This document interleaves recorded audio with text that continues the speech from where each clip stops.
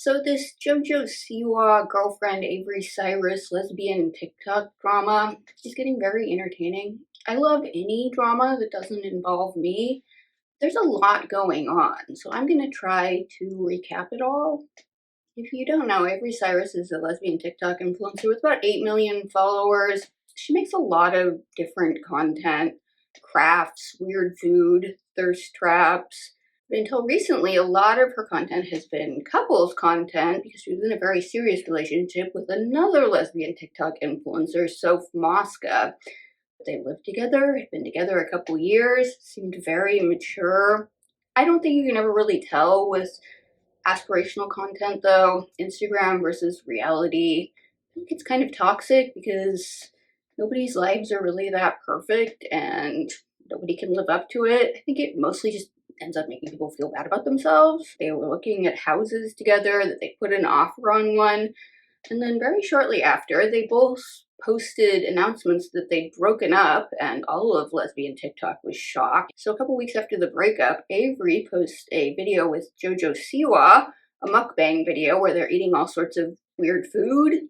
And the caption said best friends, but everybody was very suspicious of this video and speculating there was something more going on. I have to say, I think that Avery was kind of playing the long game with JoJo because a couple months after JoJo's 18th birthday, she posted a TikTok that basically said that it was cool to be gay now because JoJo Siwa says so. Now, I don't really associate JoJo and her colorful bows and glitter with cool, but Avery definitely got her attention because here we are a year later and you gotta respect the game there. After the mukbang video, the press starts to wonder about Avery, so they do an interview with JoJo where she says Avery is just her friend and Avery is awesome and they've been close friends for 6 months, but they're just friends, that's it.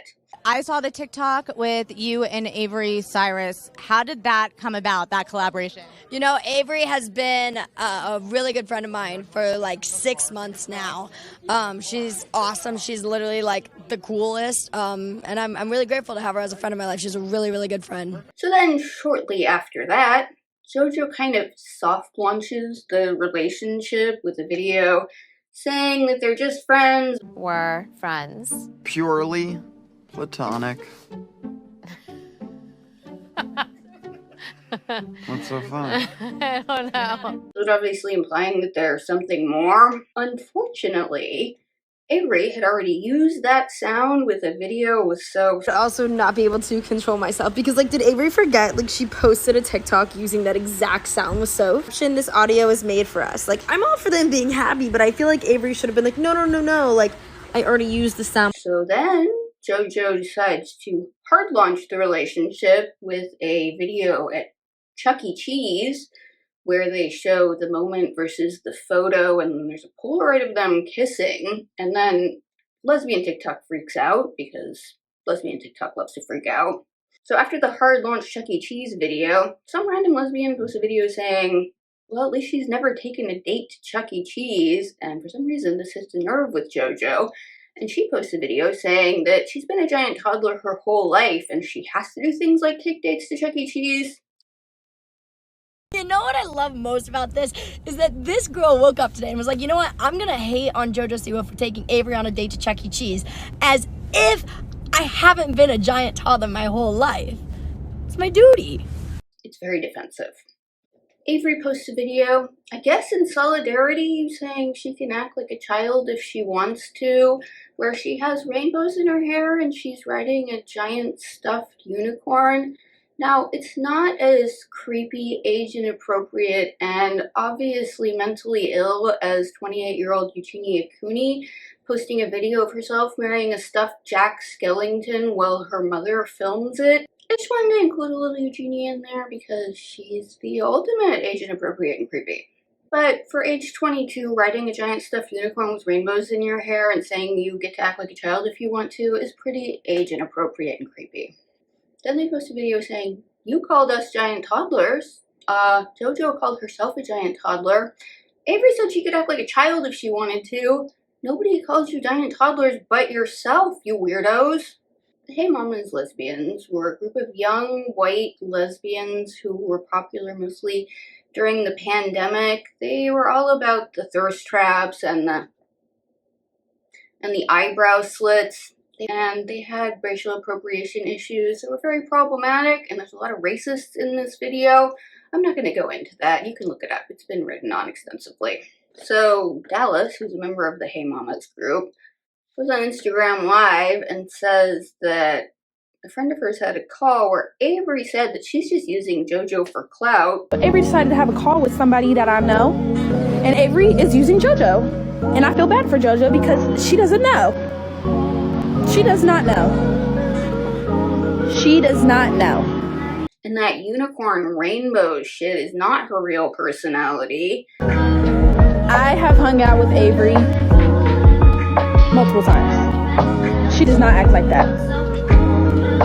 No, she's not like that. She's not like that. This all like ab shit that she puts on, makes these slimes, this skateboard shit. Like, she does not act like that. She is too grown to be doing this. How does she act in person? Like a real individual. Like a real person.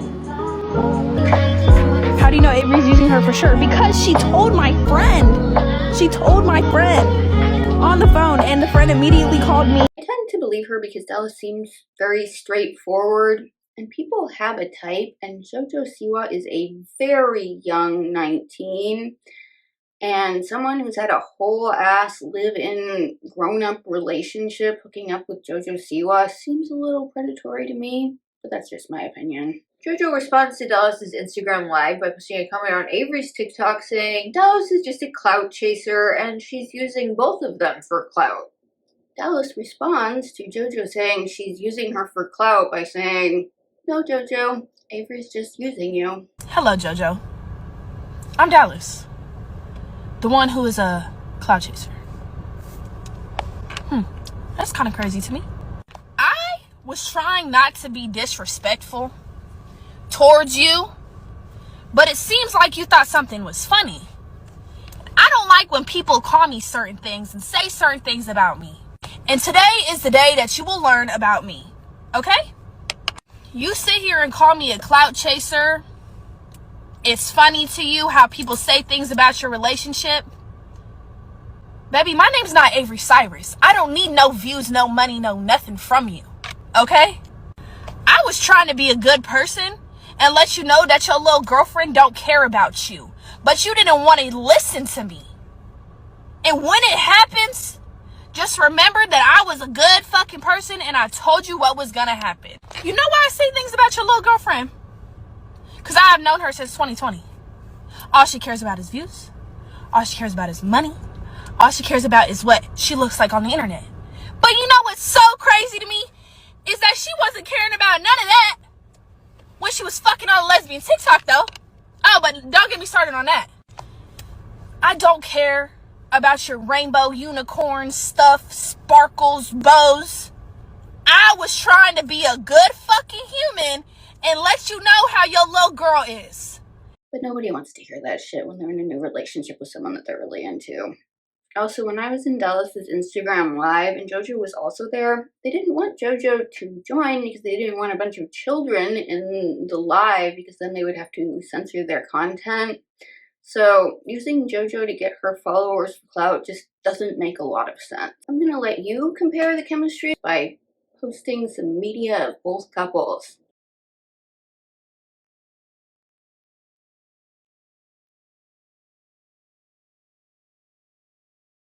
I'll let you come to your own conclusions. So then a bunch of lesbian influencers go to a concert in LA, including JoJo and Avery and Soph and her new girlfriend Alyssa. And Alyssa and Soph take a picture together that JoJo and Avery decide to photobomb, and nobody thinks that that's very chill. So then the lesbian drama just erupts even more. After everyone sees the photobombing picture, Avery decides to double down on being not chill and leave a snarky comment, which Soph clearly does not appreciate. So the photobombing seemed to really set the lesbians off, like I said, and then Dallas has an Instagram Live where a bunch of the Hey Mamas come in and talk about a influencer party in Florida called Playlist Live, and I guess there was a lesbian house there. And the person I was on FaceTime with decided to go into the bathroom, and Avery's in the bathtub having sex with somebody. Yeah, I know. That shit was dirty. I left the playlist house a whole day early because I was sleeping and I woke up with Avery with a minor in the bed next to me. Avery making out with Lundy. Everybody caught at least like 5 bodies while they were there. Like they were all passing back and forth. But when I tell you, out of everybody, you guys remember that Lily girl that was there who like Yes. Avery was with her the whole first half of the trip. The whole first, and then was with Soph, and then started hooking up with Lundy, and then started hooking up with this other girl. The girl in the chat also said that Avery and Soph had threesomes. Now, this is all alleged. I have no insider information on this. It seems possible, but it's possible that these people are lying. Then Avery joins the chat, and Dallas asks her to come on. He said this is You want to show your true self on here, baby? Is your girlfriend with you too? The one you're grooming, basically. Come on. You don't want to come up here? Oh God. I invited you. Tell everyone that she really cares about JoJo. Avery, I feel like a lot of this could be solved if you just went live and just said that you actually like her and want to be with her. It don't, because those words You have said that. to come out of your mouth. You said that with all true intention. I would shut the fuck up. And Avery declines. Oh, she declined it. Oh, but you have a lot to fucking say. You have a lot to say. Then JoJo joins the chat and tells them they're all being very unkind. JoJo, girl, they're trying to tell you who you're dating, and people tell you who they are. Listen, okay, so this is kind of how I was in my late teens, early 20s. Drugs, alcohol, orgies, threesomes. But JoJo is not a mature 19. I don't think she has any idea what she's starting with this shit. This is not going to end well, and I'm guessing her management is already doing damage control for some of it. So this Kayla person might not be that credible, but I have to say, hooking up with minors is not the big deal that they're making it out to be. It's not illegal in Florida for a 17-year-old and a 20-year-old to hook up. And honestly, I think JoJo is younger than any of these 17-year-olds are today, so threesomes, orgies. I have no problem with Avery being sex positive. It just doesn't really vibe with the JoJo with a Bobo brand. The bigger issue for me with all of this is Avery and Lundy. Lundy is Michelle Lundy, another one of the Hey Mamas lesbians. She also seems like she exudes toxic masculinity and just kind of seems like a dick. Michelle Lundy is also a racist. She has been rumored to use the N-word more or less constantly, including in a bunch of tweets that I have a screenshot of. Once people found the tweets, she issued an apology video. I can't find the original, but here's a TikTok of it. I did blatantly say it, and I'm so sorry for that.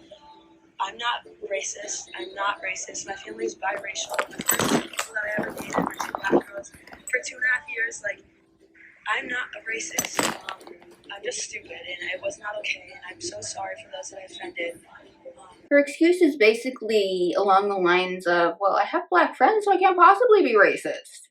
Not a good apology. There's also a video that I'm going to show you of her girlfriend using the N-word and Michelle Lundy finding it hilarious. Fucking nigga here. So I don't think she was really all that sorry. I'm not sure that Lundy is really a racist. I kind of think she's just an idiot who thinks it's cool to appropriate black culture. But if you try to appropriate hate language and you don't belong to the oppressed group that it's historically been used against, it's just hate. Hanging out with racists is not a good look, and this is not the only time Avery has hung out with racists. After the concert, Avery posted a video of all the people that she was hanging out with, her good friends, and one of them was Only JS. Only JS also exudes toxic masculinity and general assholeness, but she also seems to think she's always the smartest person in the room. I'm sure she's real fun at parties. Only JS is a known racist. She was DMing someone on Instagram and definitely used the N-word along with a lot of other really evil language. Only JS definitely used the N-word in a hateful way, not a I'm trying to coolly appropriate black culture way. Also, she might be an idiot, but she runs on an intellectual I'm a STEM graduate and I'm better than everyone else platform. So she really has no excuse for this behavior. She also issued a very half-assed apology video where she said, She didn't think those texts were even hers at first, and she can't believe that person was her. In my past, I said disgusting things to people, and I am so ashamed of myself for using racist rhetoric and derogatory language to hurt others, because I knew what that word meant, and I understood the power behind it, but I said it anyway because it was the meanest thing that I could think of, and I am so sorry to everyone, but especially to those in the Black community, because only you guys can forgive me for this, and there is no excuse, and there are no justifications for what I said, and you guys deserve better. And when I first saw the screenshots, I didn't even think that they were real because I forgot how hateful and how angry of a person I used to be. And it hurts my soul knowing that I said those things. But the screenshots and the things I've said in my past are not a reflection of who I am today. Not really taking responsibility. Another of the people was Mac and Gemi. I think Mac is pretty likable. I mean, again, aspirational content is kind of toxic, no matter who's doing it. But the fact that they're hanging out with only JS makes me really suspicious of her. Mac is another lesbian influencer. She does fitness content and like weird prank videos with her sister. All of these people's platform is basically just being pretty and white and gay. She also seemed to be playing the long game with Avery because a while ago, she posted a video on YouTube reviewing thirst traps, and she gave Avery a 10 out of 10, and her sister gave her an 11 out of 10, and they gave everybody else like a 2 out of 10. I'm levitating the Milky Way. We're running getting out. Yeah. I got you all night. You're my starlight. Anyway, like, who can critique Avery? Avery's the OG Hey Mamas. Like, she just came up with the handcuffs on the spot. She was like, you could see her kind of improv it, but she like knows what she's doing. 10 out of 10, no critiques. 11 out of 10. And then she showed up at Soph's 23rd birthday. All these people are using each other for clout. It's just their thing. I'll let this former Hey Mamas TikTok lesbian sum up how I think people should feel about all these influencers hanging out with only JS. I have no idea what's going on lesbian TikTok. And I do not want to know, but thank you. I will, however, say, knowing absolutely nothing that's going on, I would officially like to say that I am on the team that is not hanging out with the racist. That's all I needed to know. I mean, are we really surprised with the young, white, corporate-y lesbians? No. Not only JS in here, get out of here with your racist ass. I'm gonna let Kales, the queen of lesbian TikTok gossip, explain the current state of affairs with both of these groups. Fletcher had commented I ship it on one of Soph and Alyssa's early TikToks together. Last week. And then right after that, I saw Alyssa and her friend Meg. Meg is becoming a main character. I should definitely know her name with more confidence. But I saw them comment on one of Fletcher's Instagram. Out of jealousy, I saw it and I was like, oh, you guys just probably think you're in with Fletcher now because she commented on one of your TikToks. Boy, was I wrong. They are in with Fletcher, so much so that Fletcher posted this TikTok with Alyssa, and so Soph and Alyssa didn't need to break the news, hey, I'm in with Fletcher. Fletcher said, I'm in with Soph and Alyssa. This might be so hot that it restores peace in Lestopia. I don't know though, because on the other side of the bridge, JoJo cut her hair off again, making it clear that it's known that Avery doesn't have a problem with short hair. She likes the short hair. She says JoJo can pull off any hairstyle. I'd like to think that this was somewhat a timely response to the drama, but I don't think it was that planned out. I think it was just time for the extensions to go. And then you remember this whole squad that Avery and JoJo were hanging out with? Again, it was last week. Well, this chick apparently felt that she didn't do enough damage already, so she took to TikTok to let everybody know that she was not wearing a blindfold. They were sunglasses. I don't think that was the response video anybody was looking for, but I'd also like to specifically let you know that I knew they were sunglasses the entire time. I specifically made the caption on mine about the blindfold to get a rise out of somebody. In the end, Soph is hanging out with Fletcher and has an adult girlfriend. Avery is hanging out with literal children and has a JoJo Siwa girlfriend. Who wins? I don't know. Draw your own conclusions.